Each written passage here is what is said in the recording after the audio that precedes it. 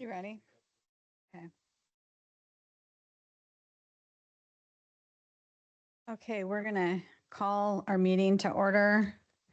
It is 5:30. This is the regular meeting for the Planning Commission. Today is July 15th, 2025. The land that we know as Sequim was once inhabited solely by First Peoples known as the S'Klallam people, represented by the three tribal governments, Lower Elwha S'Klallam, Jamestown S'Klallam, and Port Gamble S'Klallam. We serve as stewards of the land within the city of Sequim with the same care and consideration the S'Klallam tribes has and continues to provide. This acknowledgement is a respect to the S'Klallam people and their history. The Planning Commission serves as an advisory body to the City Council. The purpose of the Planning Commission is to provide guidance and direction for Sequim's future growth through continued review and improvement to Sequim's comprehensive plan, zoning code, shoreline management, environmental protection, and related land use documents. The Planning Commission will have all of the powers and perform each and all of the duties specified by Chapter 35A.63 RCW as amended and set forth or amended by ordinance. Roll call. Emily, will you please take roll call? Yes, absolutely. Commissioner Kuntz. Present. Commissioner Cummings. Here. Commissioner Fain. Commissioner Habel. Commissioner Hewitt. Commissioner Lefevre. Here. Commissioner Mahalik. Here. Thank you. Thank you. Let's please stand for the Pledge of Allegiance.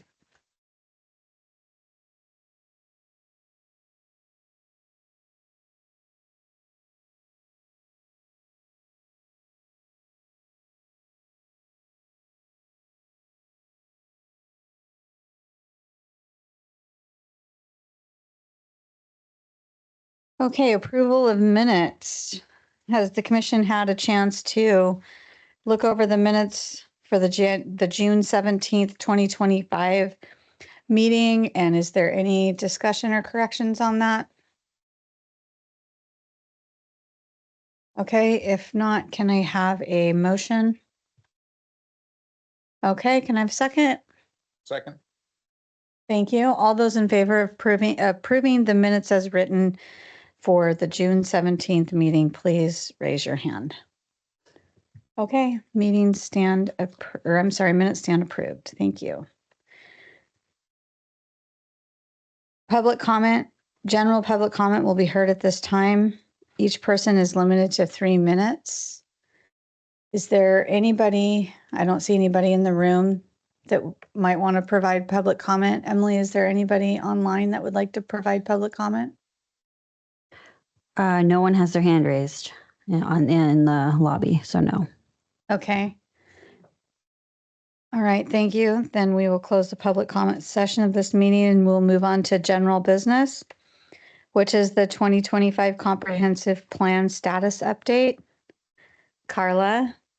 Well, hello, planning commissioners. Good evening. And what do we call this time of day? Good.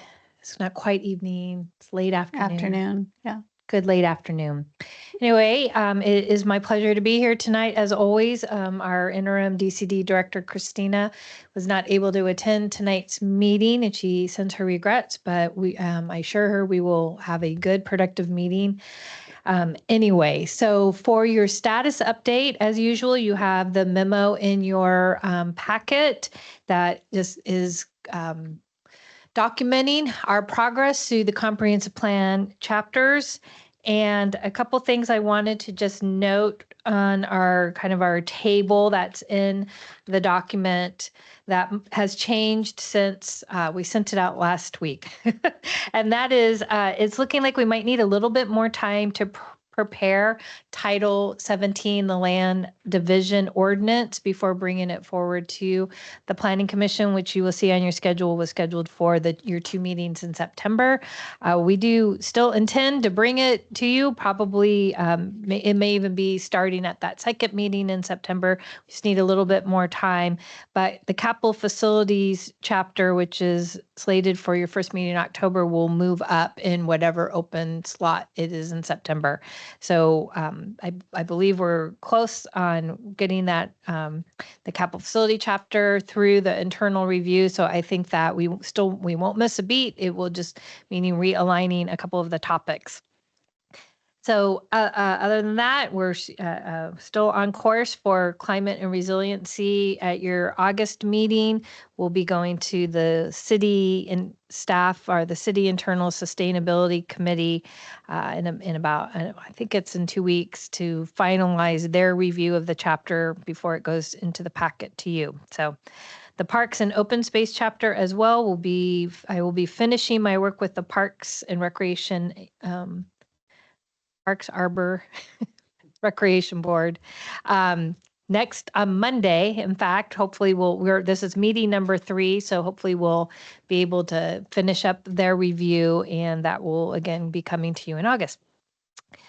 What else I'd want to note is under the other comprehensive plan related work, we, I think as I reported last time, we have received 11 applications for our comprehensive plan amendment, site specific to the maps. We are, we haven't quite got that underway yet, but Emily is getting us going, and so we'll be working on getting those applications organized and reaching out to the property owners. I know a couple of you were copied. I think, Julianne, you were on an email from the Serenity House just asking where we're at. That's where we're at. We're getting underway, and we'll be contacting the applicants in the next 2 weeks and starting our conversations with them. They won't come before you for a little bit longer, but we will be starting our initial conversations with the property owners. The most exciting news is what's happening next week, which is Leland Consulting and our team from the economic firm will be up in Sequim on Thursday and Friday of next week. We have reached out to over 30 business owners, property owners, developers, real estate, economic developers, and have asked them if they would come and be interested in meeting with our consultants. We have a number of appointments that have already been made, but for you get to join the city council if you would like on that Thursday evening. It will be very informal. We'll set up tables here in the front area here where you can just sit around with the city council and our consultants, as well as myself and Christina, and Travis will probably be there as well. And we'll have I'm hoping for an engaging and robust conversation with our consultant team.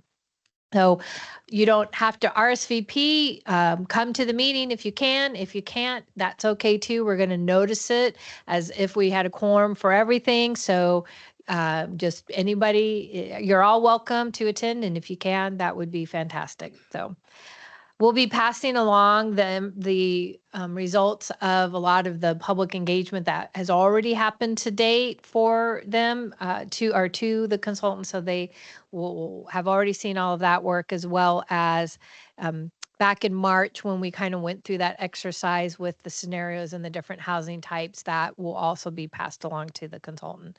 So they'll know those things have already happened. So our hope is not to be redoing what's already been done, but kind of taking the next step and refining our conversations and adding jobs, employment, and economic development into the conversation, which so far we haven't done yet. And so last night I gave a status update to the city council, and that went well. And we'll have another status update to the city council at their second meeting in August. So that's my status update. Any question? Happy to answer any questions. Okay, thank you, Carla. Does anybody have any questions? No? Okay. Thank you. Appreciate that. Okay, so now we'll move on to new business, which is the draft for the transportation chapter.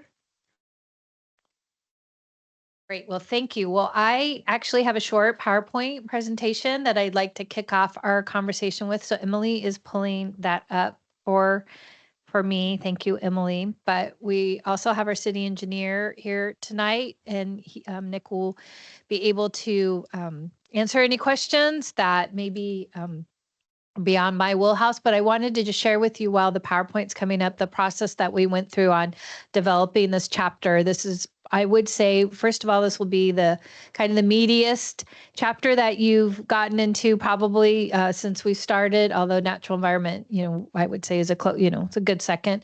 But this one definitely has had the highest level of collaboration on the development of the chapter, where as we started with the existing transportation master plan goals and policies, I added some recommendations into it, passed it on to Nick and his team.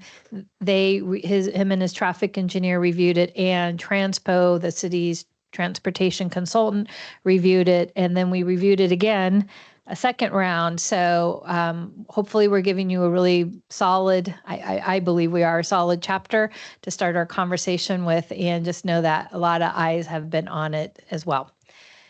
So with that, I'll go ahead and give you, what I'd like to do is just have a few PowerPoint slides that introduces you to the transportation chapter.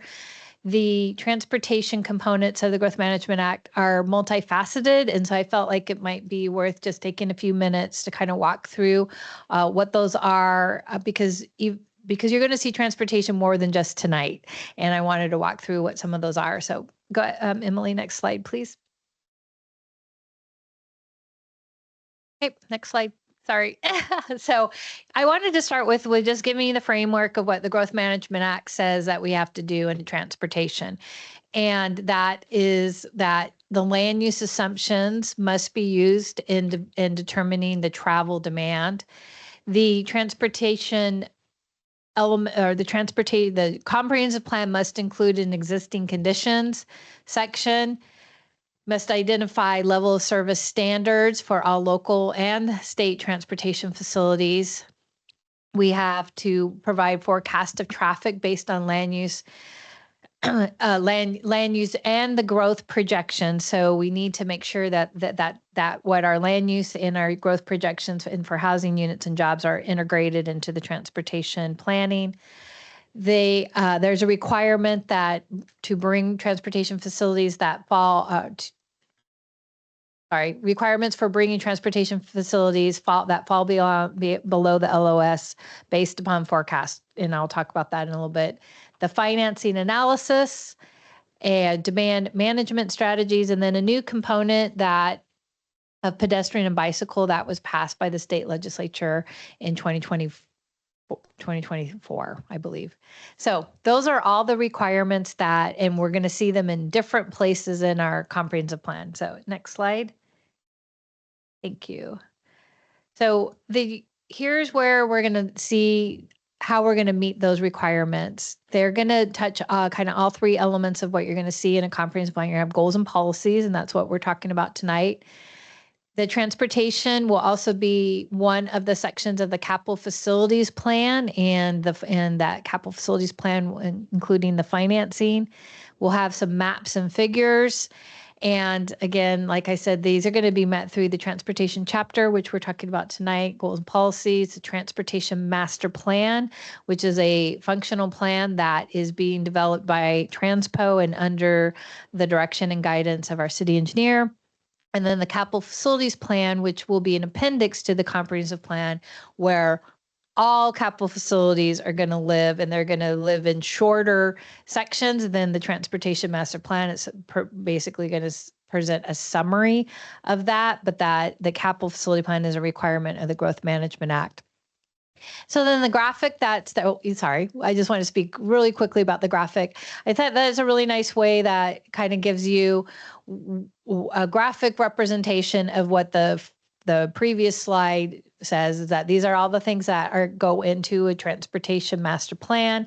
Pieces of it are going to live in the policy document, and some will live in the capital facility plan, and they all will live in the transportation master plan. All right, there we go. Next slide. So a little bit about level of service. Level of service is a quantitative measure of traffic operational conditions. It's based on the amount of time each vehicle has to wait to go through the intersection during a particular hour, and that hour can be AM peak, it can be PM peak, or as I just recently learned, peak in SQUIM is midday peak. So midday in SQUIM. So the level of service thresholds vary by the type of intersection. So whether it's a stop sign, a signal, or a roundabout. And so here is the graphic that kind of defines what the level of service is from A to F. And I realized that I have another graphic that I should have shown that shows what that means in delay, because everyone has a preconceived idea of like F is the worst. It's, which it is considered, but the difference sometimes between a C and an F is, just a number of seconds. It's not like we're talking very long periods of time. So even though an intersection might have a level of service F, a local jurisdiction can determine that that's an acceptable level of service.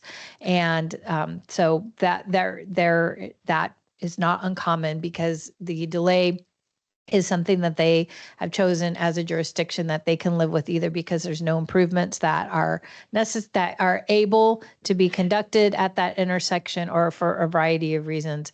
But for SQUIM, the level of service that has been in the current comprehensive plan and is being proposed in the chapter that's before you tonight is that the vehicular level of service is, except for Washington Street, a level of service D. And then Washington Street has a level of service F within the downtown, and then must maintain a level of service E outside of the downtown. So that's our current level of service for car vehicles, and is being proposed to be continued in the chapter that you for tonight. Okay, next slide. So talking a little bit about how does level of service intersect with our growth projections. So the Growth Management Act requires that when you're looking at your transportation network, you need to use the population and employment growth targets and the zoning. And in fact, I was talking to Nick about it before the meeting. We're getting to a point where we're ready to start having those conversations where we help and provide to the transportation model the number of people that are going to live in a certain area for growth, as well as housing units and jobs. And then they can take assumptions based on how many trips are going to be generated based on that growth, in addition to your baseline traffic. And that's when you can, and that's that second bullet there, it compares existing conditions to the growth projections through the demand model. And future demand forecast will utilize the level service standard, so of the D, level service D for all the city except for portion in downtown, to determine which intersections may experience decreased level of service from the existing level of service conditions. And from this analysis, that's where failing level service intersections are going to be identified.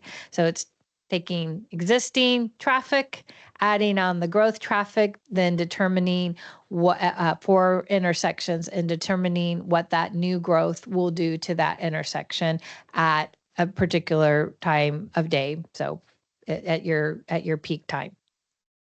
Next slide. So then what happens is, once we have that list of intersections, then that GMA requires that actions be identified to address those facilities that don't meet the adopted level of service standards. So the Transportation Master Plan that will identify those projects that are needed to accommodate the future growth impact on the city's transportation system.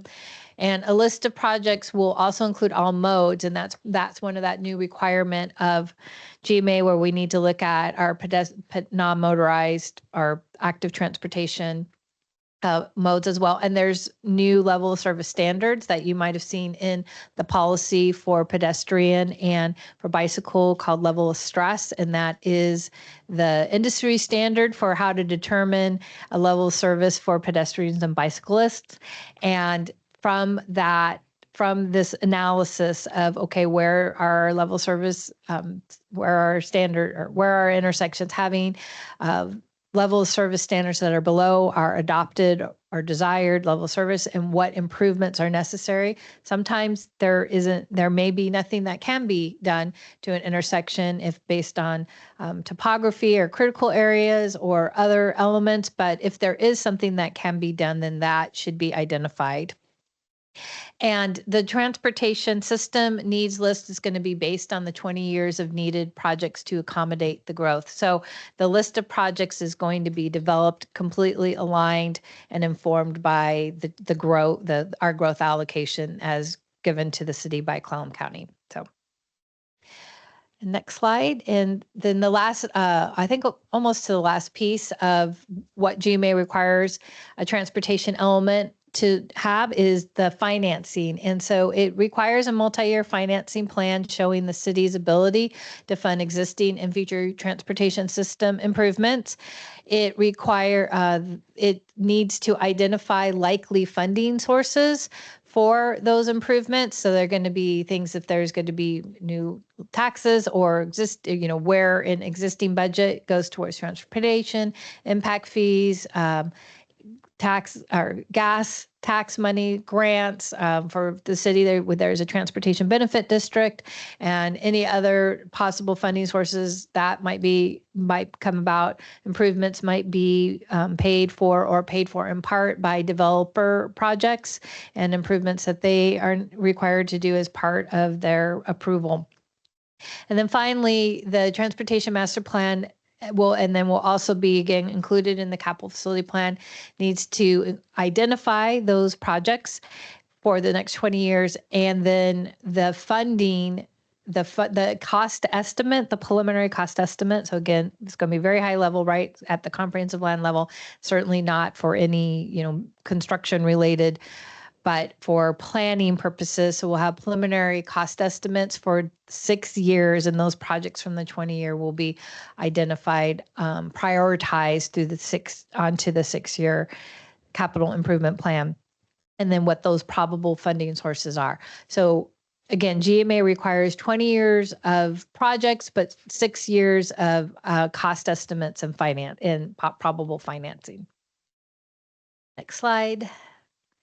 And this is the last slide. So this is just a graphic flow chart of the process that we go through when we develop the transportation, all the required components for transportation.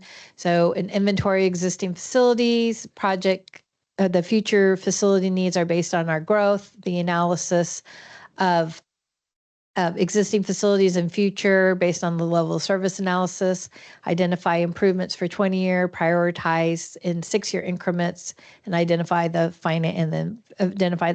And then that 6-year capital improvement plan will be incorporated into the Public Works full capital improvement plan that they prepare as part of the budget process.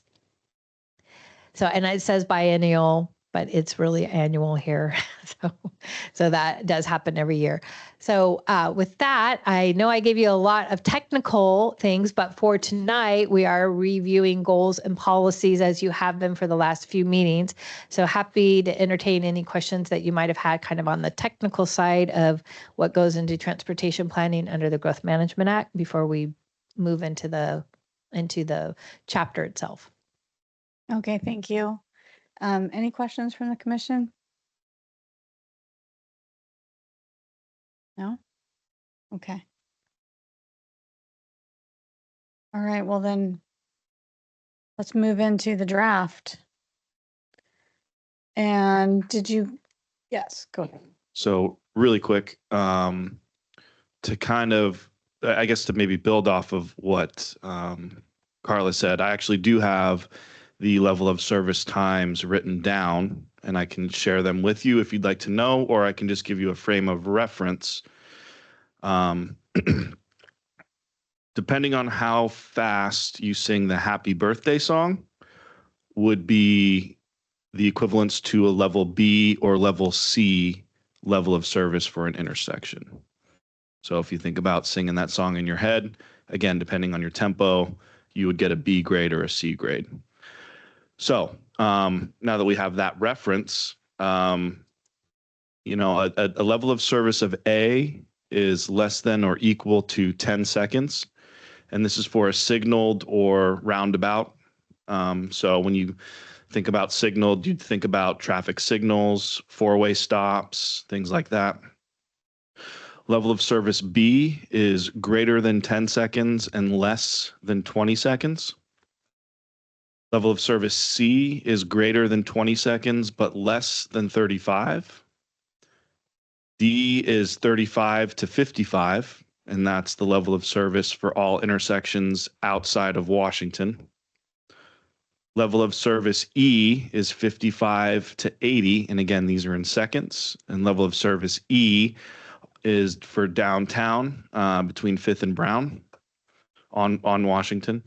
And level of service F is anything greater than 80 seconds. And the intersection on the intersection of Squim Ave in Washington has a design service level of F. As a frame of reference, all of our traffic signals have a cycle time that can max out between 90 and 120 seconds. Currently, I believe they're set at around 85 to 90. So should the maximum time run, we will be in that E to F threshold. So the question then, I mean, as we're all hearing these level of services, you think about your grades in school. Well, why is D, E, or F an acceptable grade for a level of service of an intersection? But if you really think about the intersections in our city that aren't signaled, right, and that aren't traffic signals in this instance, and you truly think compared to how many times you would stop and sing through the happy birthday song the whole time you're at that stop, it's very few. It's kind of one of those scenarios where you could hear 100 great things on your birthday, but one person cuts you off on your way to your birthday dinner and your evening is ruined, right? Level of service D is very common, both at the level of WashDOT, at the level of FHWA. I would be willing to bet that City of Port Angeles has very similar intersections to ours as far as level of service, being in the D to E range. Same thing with Port Townsend. So it's not unheard of to be at that service level. The last comparison I would like to make when we talk about level of service D for our intersections, is there has to be a threshold and a line drawn somewhere. It's the same reason we don't design bridges for the seismic level 8, 9, 10 earthquake, or houses and buildings for the Cat 5 hurricane to be standing in those events, right? There comes a point where your investment in the service of whatever you're looking at exceeds the practical cost. And again, that level of service D is kind of where that threshold through studies has been drawn. Is it worthwhile to maybe go from D to C? I would say that depending on the intersection and the ADT, absolutely. But really where you get the bang for your buck is trying to go from E to D or F to E or even F to D back up to that level.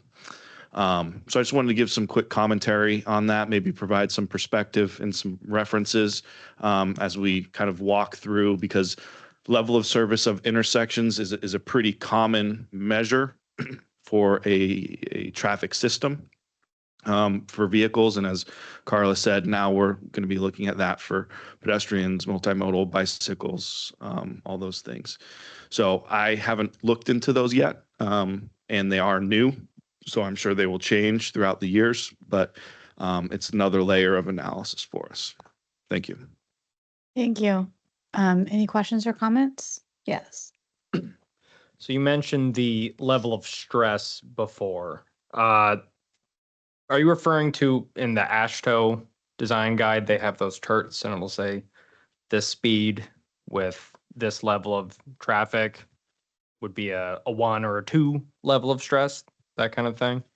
That is the concept. Yes, it is. I think that it will be something that will be worked out with Nick and his team with Transpo as part of the transportation master plan. The concept is that it's based on volume of traffic, speed of traffic, and how the walker or bicyclist is going to feel in certain type of facilities. So whether it's it's a shoulder, a bike lane, a separated bike lane, or, it's not even by the road. And so the best level of service is going to be you're on doing your own thing. You're on the Olympic Discovery Trail and you're biking there. The level of stress at the highest level is going to be you have very limited to no shoulder, and you're riding your bike or you're walking with traffic at higher speeds. And so it is a sense of feeling of safety and so it's the way that the traffic or the transportation engineers are trying to quantify how people feel when they're biking or walking. And so I think, to Nick's point, they're going to walk. That's part of their work with the master plan that I'm not sure if you've got to yet or not, but they will be determining that. I think the level of service has been established, though, in the policy. So we can talk about it maybe a little bit more when we get there. Yeah, so it's in policy 3.1, so we can talk about it there. But yes, that's what we're talking about. Yes. Mhm. So just to back that up, yes, the level of stress, we have some preliminary maps, kind of heat maps that show and it depends on what level of stress you're looking at. I believe it can go up to 4. So we have those preliminarily mapped based on our existing traffic model through. It's a little bit of a black box to me. So when they try to explain it, I'm saying, okay, hopefully it'll make sense by the time we get to the draft of our TMP. But it very much like the vehicular level of service, there's an existing model that has been calibrated based on observations in the field. And now we are working with Carla and her consultant team on getting that future land capacity analysis taken care of, where we will then overlay our multimodal maps, our bicycle network maps, our pedestrian priority maps, things like that, to get that different level of stress. Okay, thank you. Alex, did you have something? Ken, I understand we've invested in upgrading streetlight computers, or in the process, or at least recently, or maybe it's underway. Will synchronized lights help throughput through, say, Sequim Washington intersection, or smart lights, or do they adapt to different times of day, days of the week? So currently, am I going through this speakers? Is that okay? Yeah. Just want to make sure since we're recording.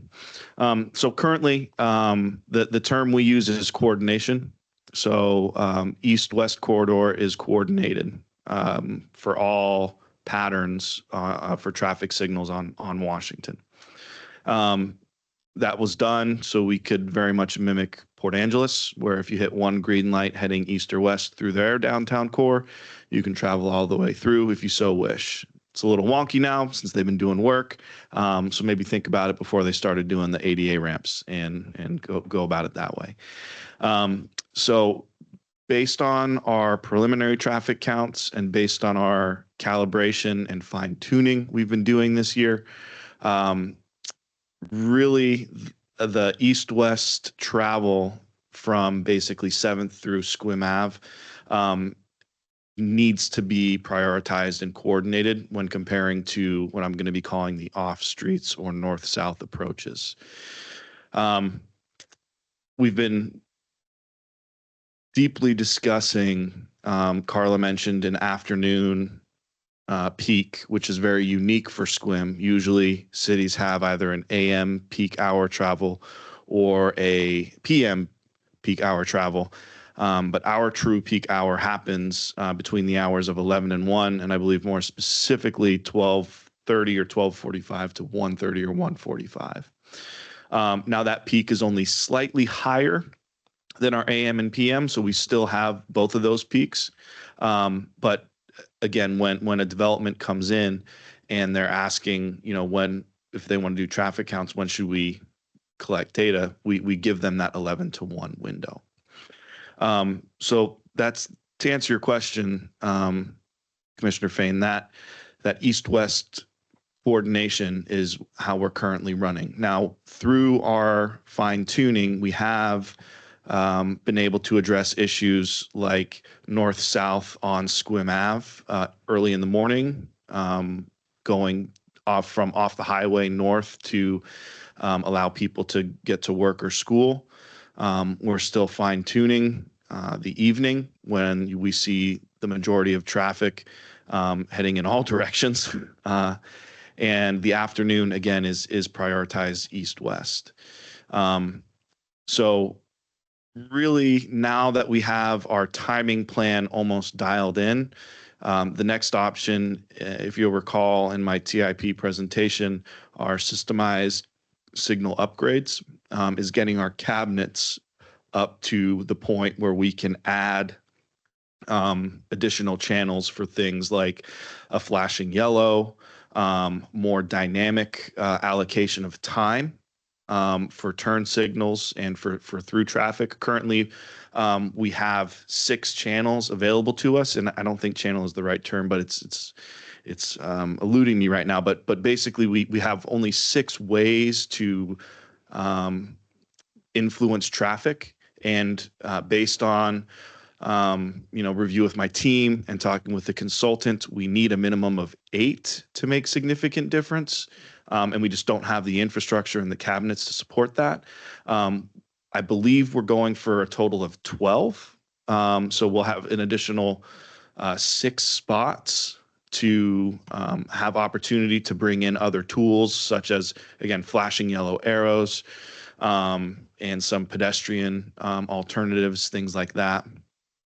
The other opportunity, since we're talking about east-west coordination and kind of going back to the level of service,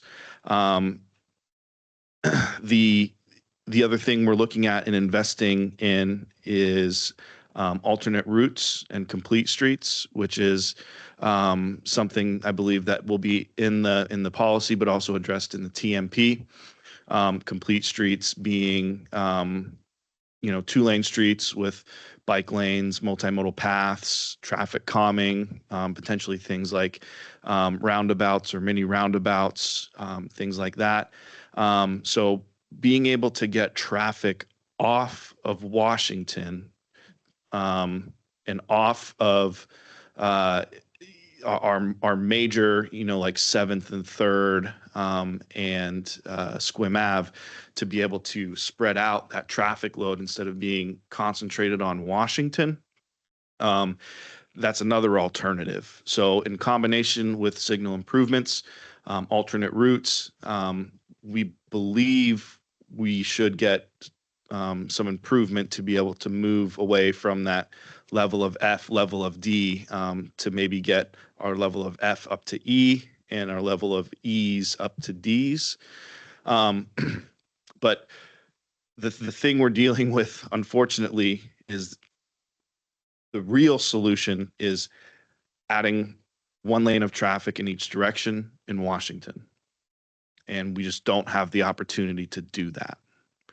We can't have 2 lanes going each way. We don't have the room unless we take away sidewalk, which I don't want to do. So finding alternatives to that is challenging. The realization of that has finally settled in. And so that's what we're working for, is to get expand our network to be more capable of handling pedestrian and vehicle traffic to relieve Washington. Okay, thank you.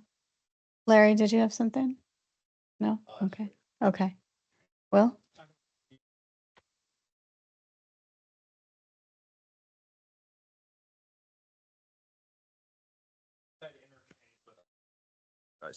The east side interchange with 101 might do quite a bit to relieve traffic on Washington, because you can't get into Squim if you're traveling down 101 unless you take Squim Ave or River Road, I suppose. Is WashDOT anywhere? Is that anywhere in their planning that you know of? Well, it was. um, but what I'm told is we'll get another stab at that in, I believe, another 6 years. We're currently, and this is the ubiquitous we of City of Sequim as an organization, are looking to see what alternatives can be pursued to keep the ball rolling. Whether it's rescoping the project, phasing the project. But yes, the opening up and completing the Simdars interchange would be another relief valve. It seems to be less realistic the more stones we turn over, but we're still turning them over. So the reason I didn't bring it up in my original comment was because the options that I presented and discussed are a little bit more within our grasp to commit to. And it's only dealing with city decisions instead of bringing in WashDOT as well. Okay, thank you. All right, any more questions before we move on to the comprehensive plan chapter? Okay. So let's take a look at chapter 5, transportation, and we'll do what we normally do as far as look at each page and see if we have any comments or questions. The first page is going to be the plan. It's 5.1 and 5.2, the plan context and the goals and policies. Any questions or feedback on this page? Looks good to everyone? Okay. So let's go to the second page, which is 3.21, the network consistency and straits. How about this one?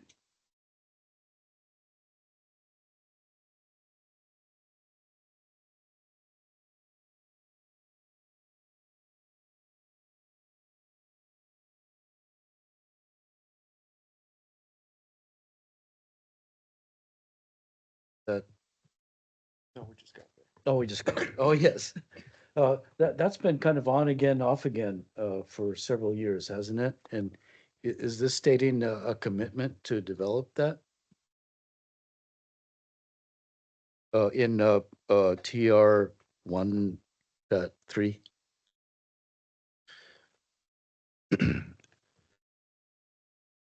I would say yes. This reinforces that that identification. It's the one that would take the least amount of pre-design work, let's say. Maple would be another option, but there's right-of-way acquisition that would be needed. Maple is also closer to Washington, so Prairie is pretty much in the middle between State Route 101 and Washington, and already is a throughfare east-west between 7th and Sequim Ave. So it is the best candidate, and you could see this as a reinforcing of that decision. Okay, thank you. Yes. Under policy TR 1.1, we talk about a classification system. Boulevards, urban avenues, downtown Main Street, school connections. How is that different than the functional classification that is kind of the neo-traditional with collectors and those types of required right-of-ways for funding? Great question. So I had the same exact question, and after spending some time going through our transportation master plan, going through notes with our consultant, the best answer I can give you is to try to, well, when I was in school, we had overhead projectors. So the classifications you see there, rural transitions, Main Street, school connection, active alleyways,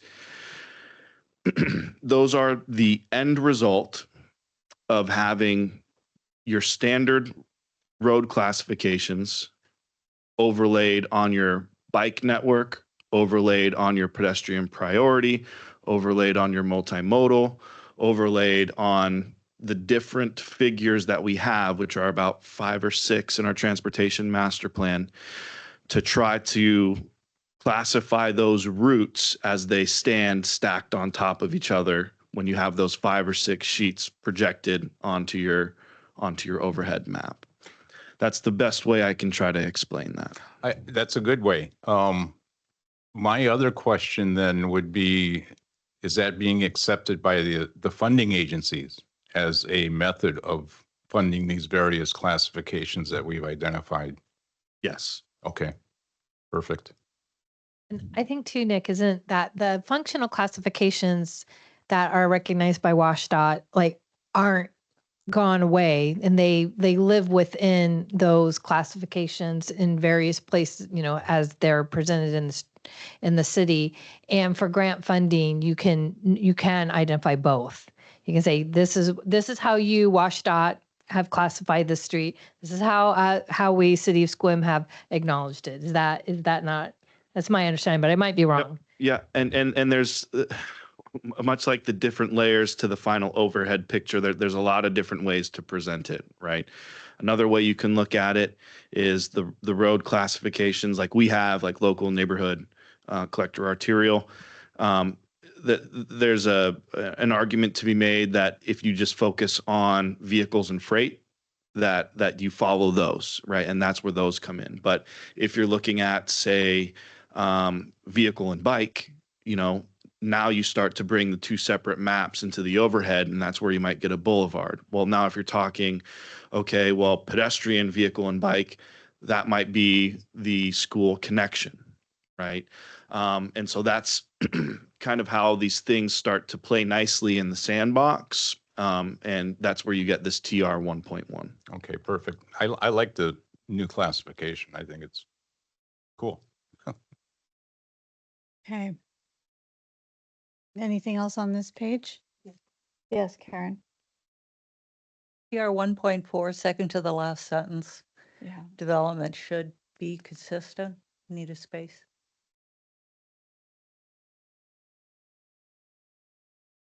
Oh, thank you, Karen. I saw that too. I was going to say something.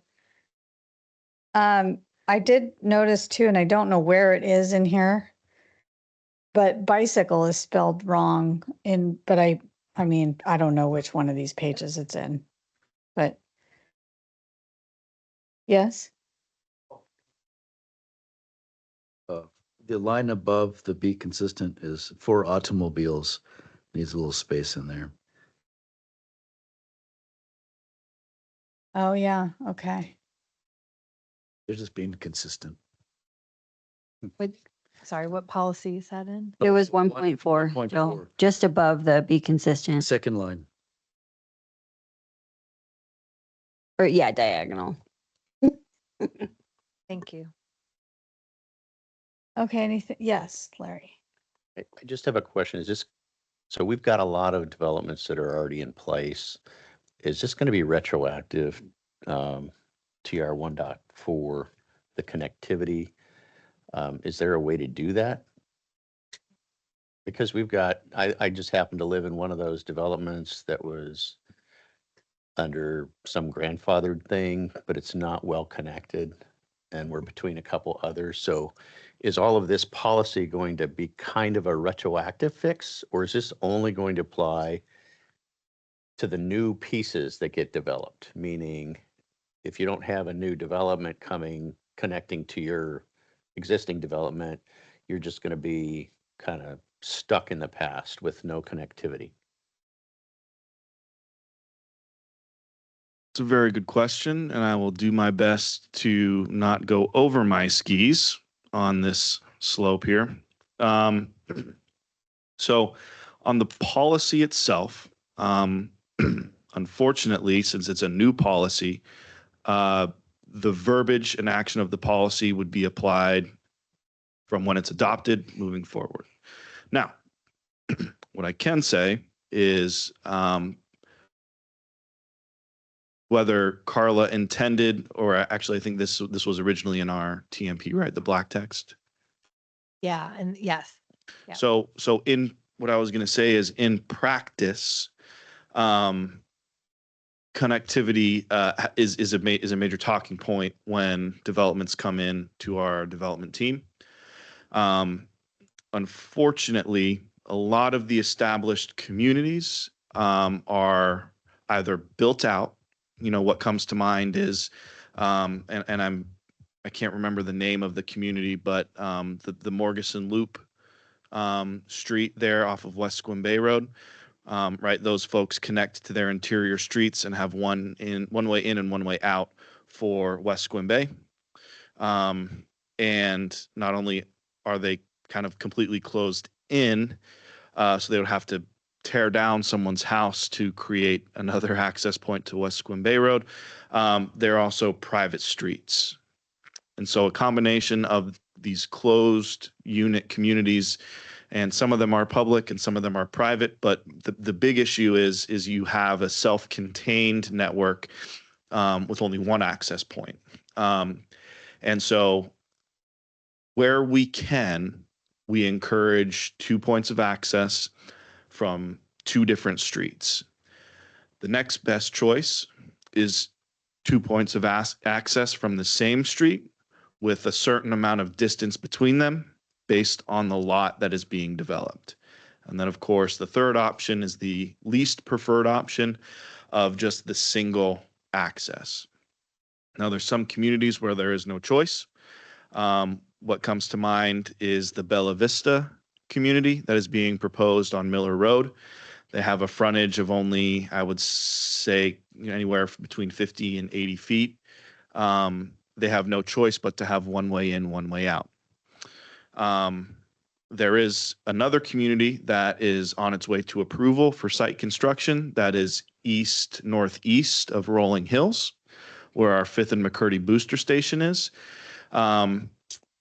There was a waiver granted, or variance, depending on what term you prefer, to allow those folks to have 2 points of access, even though it did not meet the criteria of minimum distance. Now, there's other things like it being more than likely a dead-end street because of the Avamere development, but there are issues like that come up where this policy is in practice currently. So that's the best way I can answer that question for you. Okay, thank you. All right, any other questions on that page before we move on to the next one? Which is at the top, the policies TR-1.5, and then we go into goal 2. How about this page? Any questions? Yes, Dennis. Let's see, policy TR 2.2. You bring up impact fees. And I did a little checking and ours are 10 years old. Is there been any kind of discussion to maybe get the right studies in place to analyze those low impact fees, because they're the 7th lowest in Western Washington? Absolutely. Okay. Those impact fees are directly tied to the facilities plan that's detailed in the transportation master plan. So the short answer is yes, we are going to be looking into those with the upgrade and update of our transportation master plan. Okay, good. Moving forward, we have several options on these impact fees. We can transition them to like how we're doing with our GFCs, our general facility charges, which is applying an inflation rate, so that there's an annual increase to run on track with inflation. Another option is to do periodic reviews that would basically look at the capital facilities plan, see which projects have been complete. We would then, based on the capital facilities improvements, do a new existing condition and projected condition with our traffic model and put in new projects. That takes a little time because then we have to update our facilities plan. There might be an impact to the comp plan. So you typically would only do that maybe every 5 years. So once in between, because the master plans you want to update about every 10 years. So you would do one update in the middle of it and then another update with your master plan. So there's some other options I won't dive into just because they do take some time. But we are aware it is something we are looking into and addressing right now. And it will be more in line to make sure that we don't fall behind. Okay, again. perfect. Yeah. That's good to hear. Thank you. Okay, thank you. Anything else on this page? I just had, oh, I'm sorry. Yeah, no, but go ahead. The next policy, 2.3, should we mention specifically the Transportation Benefit District and show some strong support for that somehow, and maybe in that policy?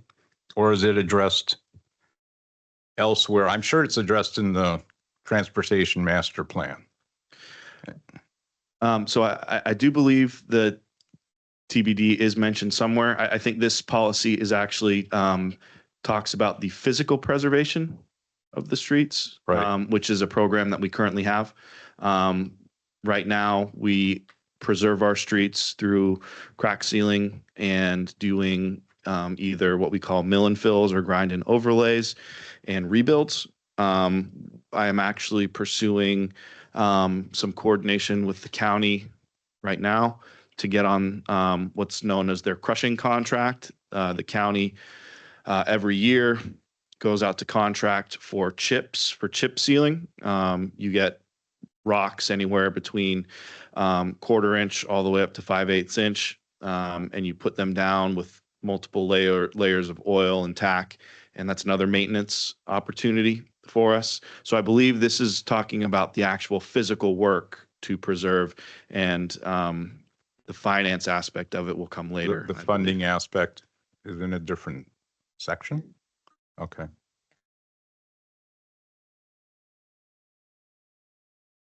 Okay. All right, anything else? Okay, let's move on to the next page. Next page is going to have the blue box to the right. And we're finishing up on goal 2, and then we're starting on goal 3. How about this one? Yes, Karen. I have a question on this one. When you get to the pedestrian level of service, we've got an abbreviation in here, PLTS, and we have under bicycle level of service, BLTS. What do those abbreviations stand for? And could they be placed in the document so that other people know? Yeah, it's the pedestrian level of the level of traffic stress. So I think it might be helpful if we had a capitalization of each of those words so that then the abbreviation that comes after it's a little bit more apparent. So it's pedestrian level of traffic stress, PLTS. And then for the bicycle one, the BLTS stands for bicycle level of traffic stress. Okay. Okay. Yes, Larry.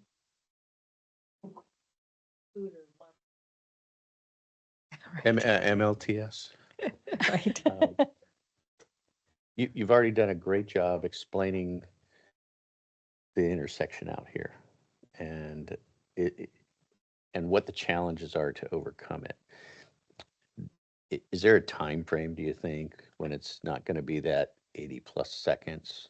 Because that's the only one I really hear people having a hang up about. And I know people who are shooting down Brown and other streets to get away from this corridor. Yeah. So just a time estimate. So the most actionable one, the systemized signal, the cabinets, we're going to be pursuing that, advertising that in Q4 of this year. Q4 of this year. So I'd anticipate design in 26, construction 27. In the meantime, we will be pursuing based on our debt service, funding to design the complete streets, which, as we talked about previously, is Prairie. That's a pretty heavy undertaking. The current estimate, I believe, is $8.5 million. And that puts construction probably at another $1 million to $1.5 million. And that includes public outreach. So we're talking anywhere from 8 to 10 million. And currently, with our current workload, in combination with utilities and stormwater, to do that project in one swing would be very difficult. So we're talking about at least a 2-phase, if not 3-phase project. So, and then there's also that being funding dependent. So I would put best case scenario, assuming we can get funding in the kind of 27 year, is an additional 4 years to do the Prairie Street project in under a 2 or 3 phase aspect, assuming we get all the funding back to back. And then also in that kind of 4-year window is where we would be looking to have upgrades for 7th. We would be looking for the hardware upgrades to get new arms and extra heads for SQUIM 3rd and 5th. So we're looking at, talking again, using the overhead projection analogy. We have cabinets with complete streets, with hardware, with other complete streets kind of stacking on top of each other. So then there's also the consideration that the timelines will be impacted when projects are done. So we might not need to pursue all of them. So to try to make a short story long and then short again, I would say from now until best case scenario 2031 is where we would be looking to have those upgrades for the signals and for the complete streets in some form of completeness. And that's the best I can give you right now. Yeah. Yep.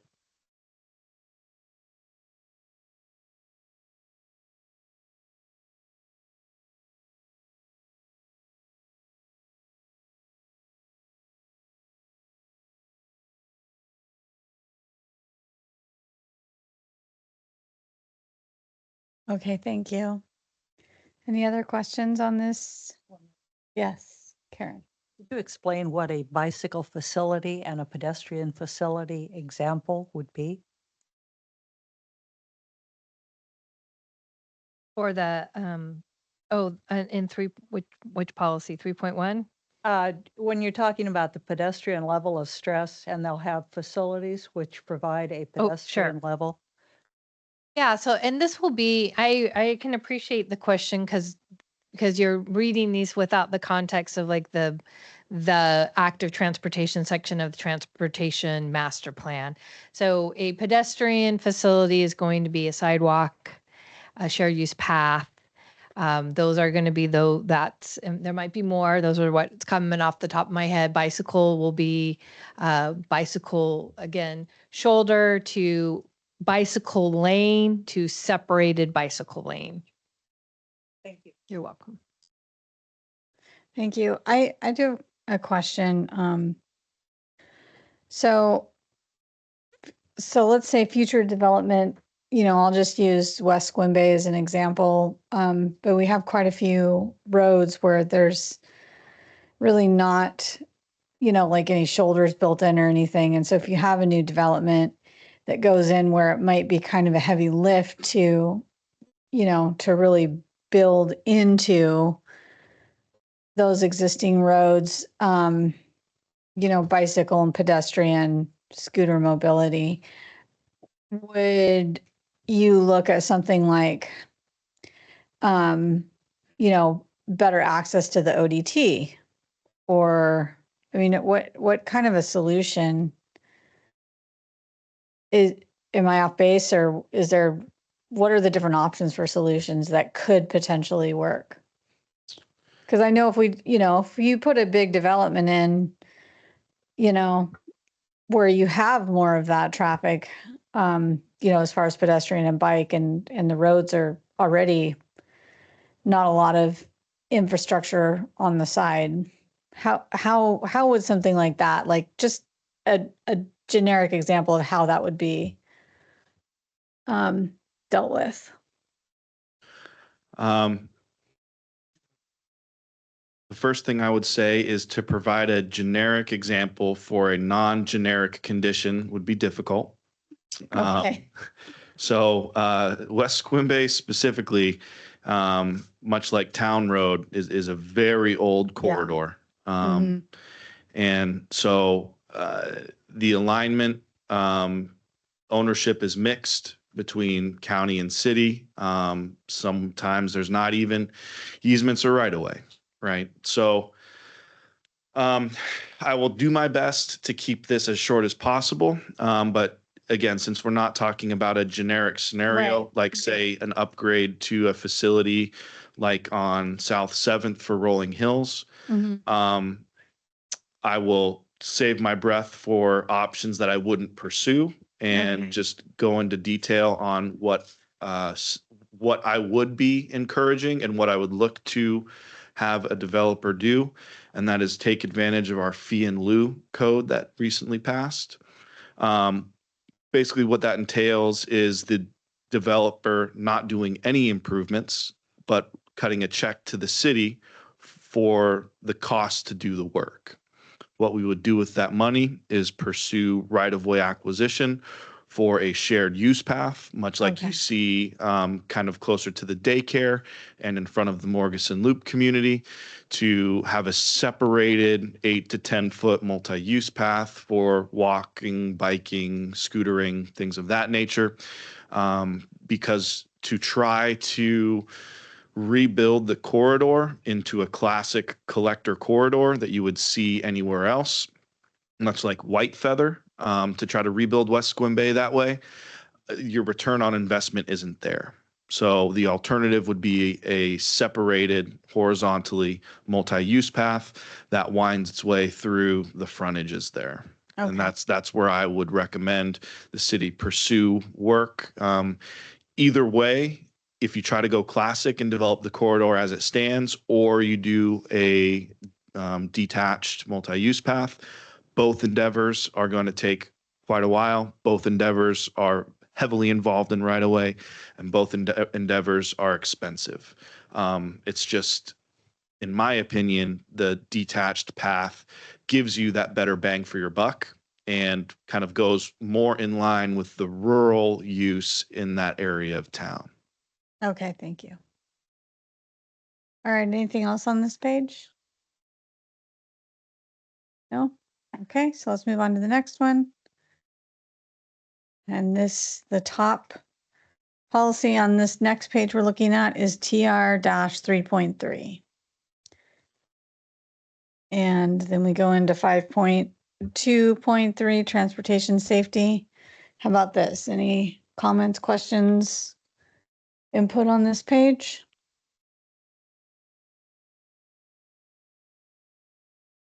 Okay, if everybody thinks this looks pretty good, we'll go ahead and move on to the next one. Which the top one there, it's finishing up with the explanation of the land use and transportation, and then the goal TR-6 is on the top of the page that we're looking at. How about this one? Everybody thinks this page looks pretty good? All right. We'll move on to the next one. This one, the top is goal TR-7. How about this one? Dennis, I wanted to note here, 7.4 is your transportation benefit district. Anything on this? Yes, Eileen. So traditionally, most of the funding for projects comes through city, if you, are they statewide grants or, I'm edging towards the availability of federal grants, which are a mess right now. So, my impression, we don't ask for too many federal grants for transportation, or is that shoveled through the state and county? In general, we do not work directly with FHWA and the federal organizations that produce those kind of grants. We typically go through the county or at the state level, what's known as local programs. But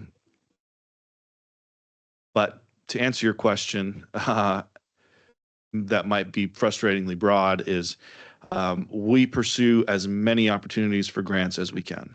So the most reliable ones that we've gotten are through TIB, Transportation Improvement Board. We have a great working relationship with them.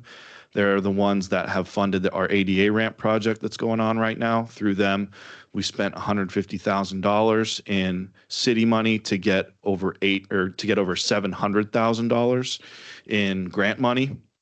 I believe TIB is state funding, so we don't have those federal strings attached to it. The other pretty reliable source actually is a federal source that goes through local programs. It's our STBG, State Transportation Block Grant, I believe is what it's called. That's funding our Priest Road project, our Washington grind and overlay that will be starting towards the end of August, and a River Road overlay. Those three projects together are just around $1.2 million, 86.5% of that, which is federal money. So just as two examples of how we're trying to use small amounts of local dollars to get big amounts of state and federal dollars. Thanks. Okay, anything else on this page? So Okay, I do have one other thing on Sure. funding, talking about options and directly related to our transportation benefit district. And in an effort to not have to pursue the variability of state or federal funds, is the opportunity to bond our transportation benefit district funding. I don't have any numbers for you right now, but that is an option that we are looking at. And that will be going towards projects that aren't typically good applications. So things like sidewalks, things like, mainly sidewalks actually, is our biggest project we want to pursue. It's no secret to anyone that we have dead end sidewalks or sidewalk islands, you could say. And not a lot of people want to fund sidewalks unless you're doing the whole street. So to only do sidewalks, we believe bonding TBD is the best option, the most reliable option. And so we're working through that and scoping that right now. So I just kind of wanted to touch on that a little bit as something to look forward to in the coming years. And again, that's TBD dollars, city dollars, staying in the city, taking advantage of outside dollars to get those larger amounts. okay, yes. Is Yeah. the state safe routes to school, has that gone by the wayside now? No, we actually put an application in for 4.5 million for state routes to schools. We actually made what we thought was the final cut list, but the amount of money fell short that they had originally thought they were going to get. So that same project, which is our North 3rd Ave project, we just recently put an application in for Safe Streets for All. And so we are pursuing both safe routes to school and safe streets for all money every opportunity we can when that opens back up. Thank you. All right, anything else on this page? Okay, we'll move on to the next, which is starting with policy TR-8.3. How about this page? Nope. Okay, everybody good on that one? I think this is a nod to your excellent writing, Carla. Okay, so we'll move on to the next page, which starts with policy TR-9.6. How about this? And it goes into public transportation. Nope. Oh, yes, Alex.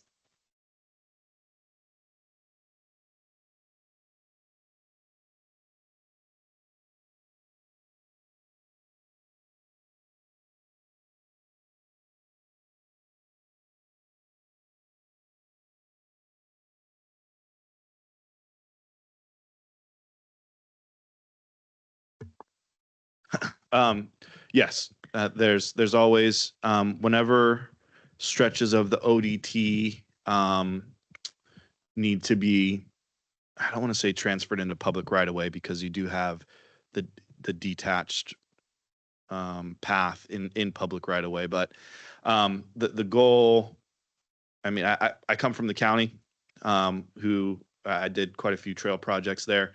So the mindset is you to have the ODT under its own alignment, its own infrastructure is the ideal goal, right? There's some places where that can't happen, and that's unfortunate. But anytime the ODT is moved on to a street or a sidewalk, we're always going to be looking for ways to move it into its own tract or own easement or own right of way. That way you do maintain not only consistent flow of traffic, right? So you can try to reduce the amount of crossings of driveways, but it does maintain more of that kind of trail feel, right? Okay, thank you. Anything? Yes, Will. I just wanted to make a suggestion on policy 9.6. Maybe work in a way to talk about as an actual transportation system versus just for tourism and commerce, because it's a pretty good way to get around. Yeah. Okay. Thank you. All right. Anything else on this page? Okay. Let's move on to the next one, which at the top shows goal TR-11. How about this page?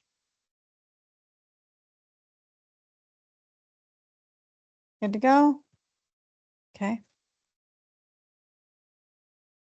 And last but not least, page 13, which starts out with policy TR-13.3. How about this? Any questions? Yes, Will. Another trail comment might be a good place to integrate a mention of the ODT or just other active transportation systems in general, because there's carbon neutral way to get around. Pretty easy way to check a box, right? Okay. As a new policy under TR 13. I think it could just be integrated in 13.3. 13.3. Mentioning active transportation as a way of reducing carbon emissions. Okay. Thank you. Any other comments? Yes, Alex.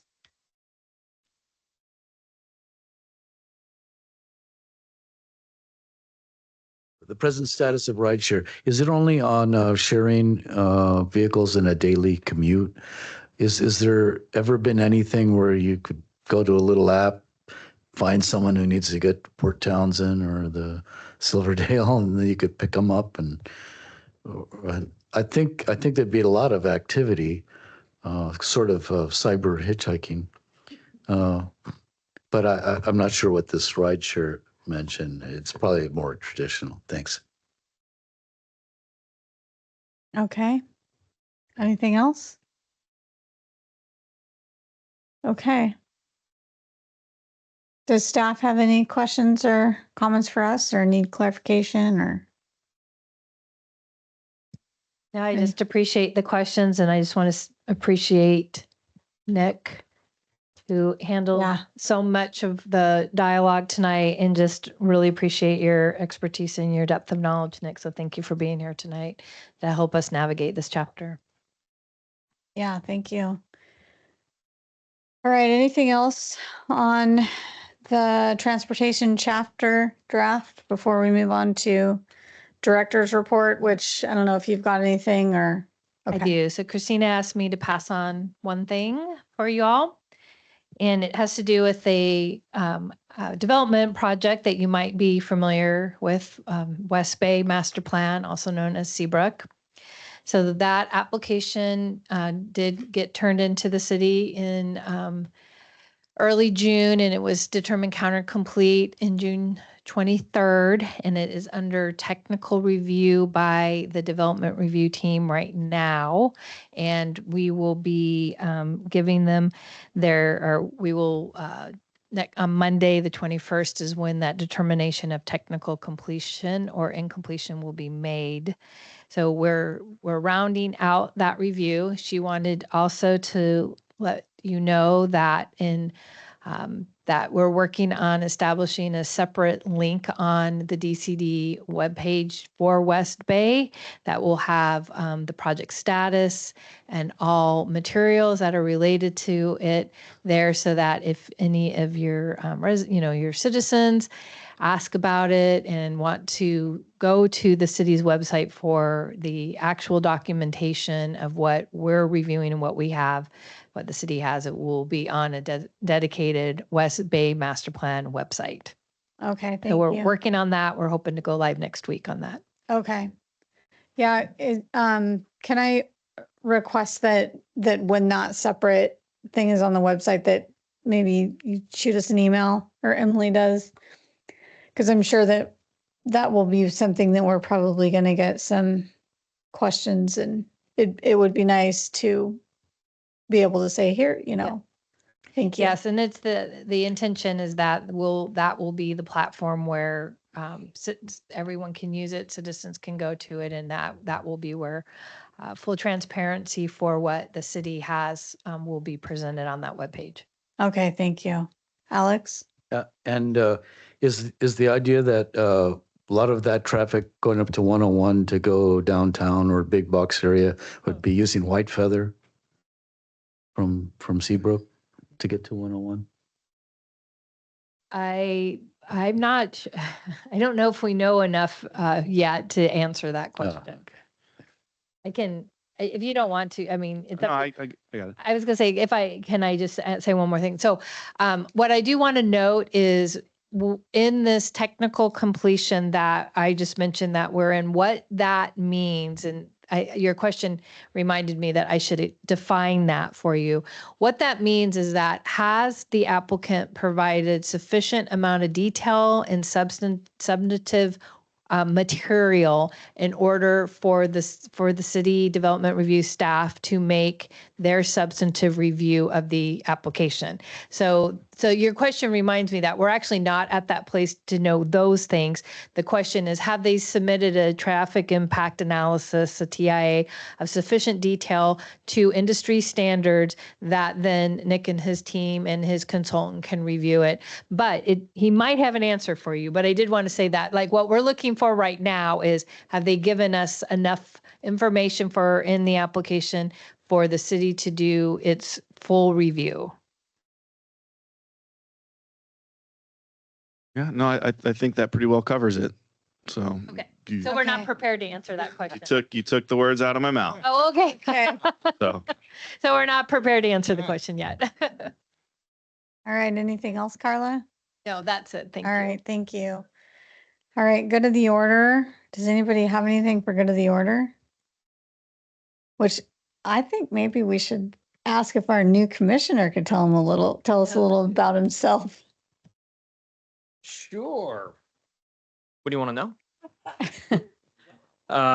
I was a planner for, well, I guess I grew up on Whidbey Island, which, believe it or not, is only about 20 miles away from here if you can walk on water.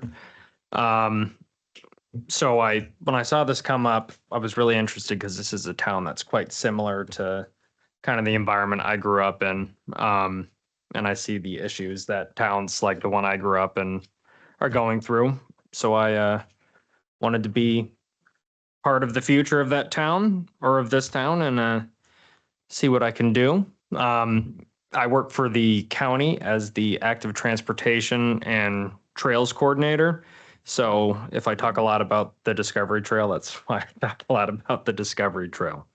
So, yeah, Okay, thank you. Great. Do you ride bike a lot? not as much as I should, Oh, but Some. yeah. Yeah, yeah. It showed by your comments. Oh, yeah. Good. All right, Eileen, did you have something?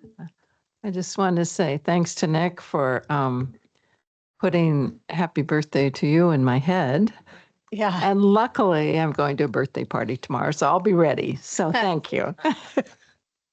My grandkids and I sing a red light, what do you say song.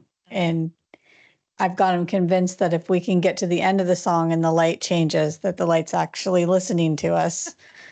But it's about the same as the same length as the birthday song. So, all right. Anything else for good of the order? No? Okay. So that moves us to our last agenda item, which one thing you will learn is that this is Karen's favorite agenda item. We try not to bring it up all the time, but it is Make a tradition. motion to adjourn. Okay, do we have a second? Second. Okay, all those in favor, please raise your hand. Okay, meeting adjourned at 6:56. Thank you. Yeah, thank you.